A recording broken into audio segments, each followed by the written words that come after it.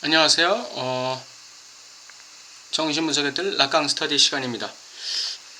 오늘 정신분석 사전 세 번째 시간을 진행하겠습니다. 오늘은 그 54페이지 공격성부터 시작하겠습니다. 공격성이라는 것은 그 공격과는 다르죠. 폭력과는 다른 것입니다. 공격성이라는 것은 프로이드와 락강의 그 개념으로 말하자면 삶을 추동해 나가는 에너지를 이야기하는 것이죠. 관심, 사랑, 미움, 시기, 질투, 또 관계하는 능력, 문제를 해결하는 능력, 자기를 주장하고 변호하고 자기를 진취적으로 개발하는 모든 그 욕망, 의도, 에너지 이런 모든 것들이 사회에서 이 상징 체계에서 자기를 실현하고자 하는, 자기의 가능성을 발현하고 성취하고자 하는 그 에너지, 심리적, 정서적, 정신적 에너지를 통틀어서 공격성이라 이렇게 말할 수 있습니다. 그러므로 아이들을 양육하시는 그 부모님들, 특히 7세 이하의 아동들을 양육하시는 그 부모님들에게 있어서 가장 주된 그 양육의 목표는 공격성을 충분히 시험하고 발현할 수 있도록 아이를 촉진하는 것입니다.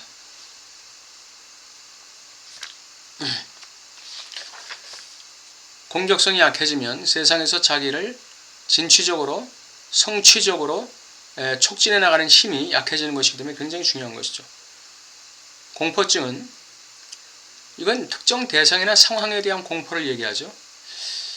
그 공포증이 왜 오느냐 하면은 거세 과정에서 상상적 그 엄마와의 이자 관계 또는 뭐 상상적 삼자 관계 구도라고도 말하는데 엄마, 아빠, 아동이 되는 것이죠. 거기서 상징적 삼자관계 혹은 상징적 사자 구도로 진입하는 데 있어서 뭔가 그 문제가 생기는 거예요. 그 거세를 받아들이는 그 과정에서, 거세를 대면하는 과정에서 뭔가 문제가 생긴다. 다시 말하면 거세의 미완성, 거세의 미흡, 이것이 이제 공포증을 이야기하는 것이죠. 그래서 아버지의 그 법, 아버지의 명령, 부명에 대한 그 거세, 결여를 받아들이는 데 대한 그 미완성 단계에서 공포증의 대상을 통해서 자기 스스로 자기를 그 공포증의 대상을 통해서 거세시키는, 여기서 이제 공포증이 나타나는 것이에요. 그러니까 상상적 구조에서 상징적 구조로 진입하는 데 있어서 미완성된 부분을 어떤 두려움의 대상을 통해서 성취해내려고 할 때 그것이 공포증으로 자리 잡게 되는 것이죠.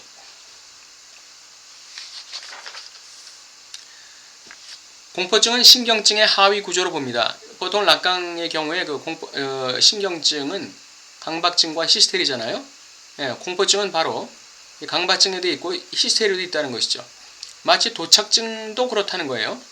공포증처럼 도착증도 하나의 이것 구조지만 히스테리에게도 도착 증세가 있고 강박증에도 도착 증세가 있어요. 그러니까 신경증자는 모조리 도착 증세가 다 있다는 것입니다. 공포증도 마찬가지로 강박증이나 히스테리에게 공포증이 다 있다는 증상으로서 다 있다는 것이 어느 정도는.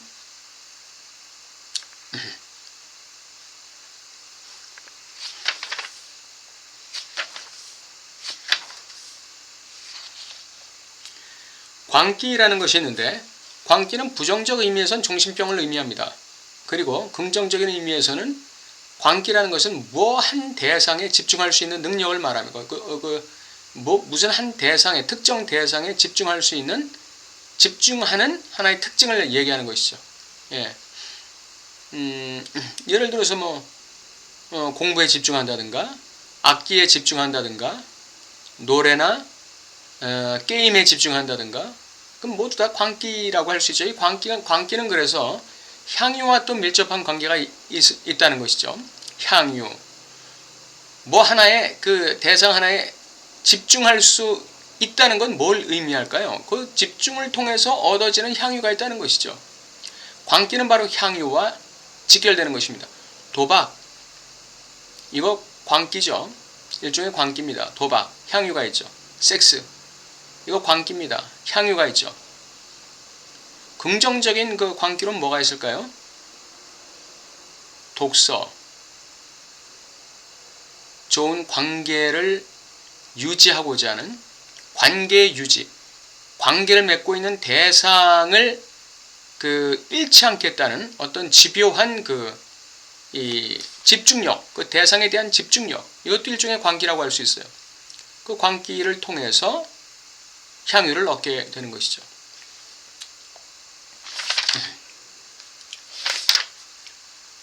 구두점 찍기. 구두점 찍기라는 거는 그 문장의 끝에 하는 거잖아요. 문장이 완성되는 그 지점에서 구두점을 찍잖아요. 네, 그러면 한 문장이 완성되는 것이죠. 구두점을 찍는다는 것은 의미를 산출한다는 것과 관계가 됩니다. 의미, 최종적으로 그 문장이 의도하는 그 의미를 산출한다. 그럴 때 우리는 구두점을 찍는다. 이런 표현을 씁니다. 또 하나 그 구두점 찍기에서 우리가 알아봐야 될 것은 바로 그 분석입니다. 분석을 통해서 분석가가 피분석자에게 행하는 액션이 바로 구두점 찍기입니다. 그 내담자 피분석자는 A라는 지점에서 구두점을 찍었어요. 그래서 그 A라는 지점에 찍힌 구두점에 찍힌 그 문장이 이 내담자를 무지하게 괴롭히고 고통스럽게 만들었죠. 그런데 분석가는 내담자가 찍은 그 위치가 아니라 좀 더 나아간 아니면 좀 더 약간의 차이가 있는 그런 문장에 구두점을 찍었어요. 그러니까 그 내담자가 진술한 문장이 아닌 그것과 비슷한데 약간 뉘앙스가 다른 문장에 구두점을 찍을 수도 있고 내담자가 구두점을 찍은 그 문장에서 더 나아가서 그러나 어쩌고 해서 이렇게 될 수도 있다 하는 그 좀 더 진전된 문장을 만들면서 거기서 마지막 구두점을 찍을 수도 있어요. 구두점을 찍는다는 것은 최종적인 의미를 산출한다는 것이고 그 구두점이 찍힌 그 문장을 받는 자에게 뭔가 고민과 번민, 생각거리, 이 사유거리를 제공하는 것이죠. 예, 구두점을 찍는다는 것은 바로 사유의 재료를 제공한다 이런 뜻도 됩니다. 거기서 의미가 산출되는 것이죠. 분석가가 하는 것이 바로 내담자가 지금까지 간과했던 어떤 부분에 대한 사유를 할 수 있도록 구두점 찍히는 그 위치를 바꿔주는 것이죠. 네. 구조, 언어 구조주의 소시르, 그 이후에 로만 야콥슨, 그 이후에 레비 스트로스, 그리고 라깡으로 이어지는 구조주의, 그 계보가 있죠. 구조주의라는 것은 이 구조라는 것은 어떤 상징 체계를 의미합니다. 구조라는 것은 어떤 체계를 의미하는 시스템을 의미하는 것이죠. 우리 무의식이 언어처럼 구조화되어 있다고 라깡이 얘기하고 있지 않습니까? 무의식이 그냥 산만한 것이 아니라 막 동남풍 불고 서북풍 부는 그런 산만한 것이 아니라 하나의 구조를 이루고 있다는 것이죠. 구조를 이루고 있다. 성격도 마찬가지로 구조입니다. 예, 신경증, 정신증, 도착증. 이게 하나의 다 구조죠. 예, 이 거세에 대면하는 그 아이가 거세에 대한 태도와 그 받아들이는 정도에 따라서 신경증 구조, 정신병 구조, 도착증 구조가 형성되는 것이죠. 구조와 관련해서 우리는 해체라는 단어를 좀 살펴봐야 되는데, 구조는 하나의 시스템이 있는, 시스템을 가진 모든 체계를 말합니다. 그러니까 구조라는 것은 하나의 그 골격을 가진 모든 체계예요. 법 체계, 문화적인 체계, 또 그 관습적인 체계, 가정으로 말하면 가훈의 체계, 사회적으로 말하면 사회 규칙의 체계, 회사로 말하면 회사 그 규칙 있죠. 회사 회칙. 이 체계가 있다는 거예요. 근데 해체라는 용어는 그 구조 자체를 딱 무시하는 것이죠. 예, 구조에 시스템에 제어당하지 않겠다는 것입니다. 이게 해체예요. 해체주의. 그게 해체주의고 해체입니다. 그러면 탈구조주의란 뭘까요? 탈구조주의와 해체가 다른 점은 뭘까요?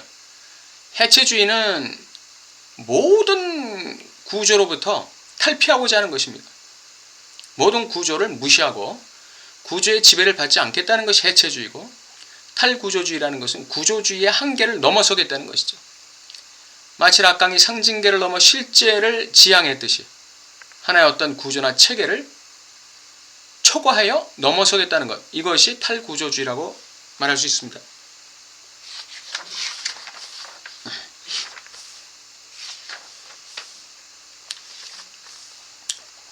오늘 글 문자까지 하겠습니다. 말이라는 것은 상징계죠. parole. 그러나 말은 상징계와 실제계에 걸쳐 있는 것입니다. 그렇다면 글이란 뭘까요? 글이란 상징계와 실제계에 걸쳐 있지만 말이 상징계에 더 가깝다고 본다면 글은 실제계에 더 가깝다고 볼 수 있습니다. 글에는 물질성이 있습니다. 둘째로 글은 해석의 여지를 가지고 있습니다. 말도 해석의 여지를 가지고 있죠. 말을 발화했을 때 그 말에서 미끄러지는 부분이 있다는 거예요. 그 부분이 실제입니다. 이와 마찬가지로 글도 이해되지만 이해되지 않는 어떤 부분이 있다는 거예요. 특별히 락강 글은 이해되지만 이해되지 않는 부분이 굉장히 많죠. 이게 글의 그 물질성을 얘기하는 것입니다. 글의 물질성, 글의 진료성 또는 글의 실제성. 예, 글에는 이와 같은 실제성이 있다는 거.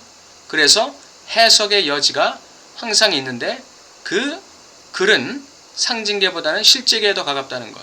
예, 그걸 우리가 생각하면 되겠습니다. 다음 시간에는 긍정부터 시작하겠습니다. 수고하셨습니다.